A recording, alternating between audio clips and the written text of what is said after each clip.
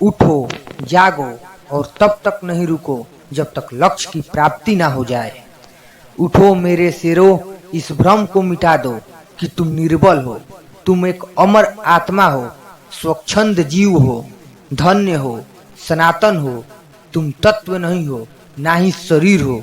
तत्व तुम्हारा सेवक है, तुम तत्व के सेवक नहीं हो। ब्रह्मांड की सारी शक्तियां पहले से हमारी है। वो हम ही हैं जो अपनी आंखों पर हाथ रख लेते हैं और फिर रोते हैं कि कितना अंधकार है। जिस तरह से विभिन्न स्रोतों से उत्पन्न धाराएं अपना जल समुद्र में मिला देती हैं, उसी प्रकार मनुष्य द्वारा चुना हर मार्ग, चाहे अच्छा हो या बुरा, भगवान तक जाता है। किसी की निंदा ना करें। अगर आप मदद के लिए हाथ बढ़ा सकते हैं तो जरूर बढ़ाएं।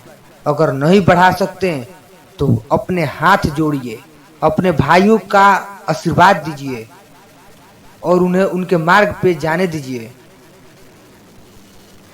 कभी मत सोचिए कि आत्मा के लिए कुछ असंभव है। ऐसा सोचना सबसे बड़ा विधर्म है। अगर कोई पाप है तो यही है, ये कहना कि तुम निर्बल हो या अन्य निर्बल हैं। अगर धन दूसरों की भलाई करने में मदद करें तो इसका कुछ मूल्य है, अन्यथा ये सिर्फ बुराई का एक ढेर है और इससे जितना जल्दी छुटकारा मिल जाए उतना बेहतर है। एक शब्द में यह आदर्श है कि तुम परमात्मा हो। उस व्यक्ति ने अमरत्व प्राप्त कर लिया है जो किसी सांसारिक वस्तु से व्याकुल नहीं होता। हम वो हैं जो हमें हमारी सोच ने बनाया है। इसलिए इस बात का ध्यान रखिए कि आप क्या सोचते हैं। शब्द गौण है, विचार रहते हैं, वे दूर तक यात्रा करते हैं। जब तक आप खुद पे विश्वास नहीं करते तब तक आप भगवान पे विश्वास नहीं कर सकते। सत्य को हजार तरीकों से बताया जा सकता है, फिर भी हर एक सत्य ही होगा।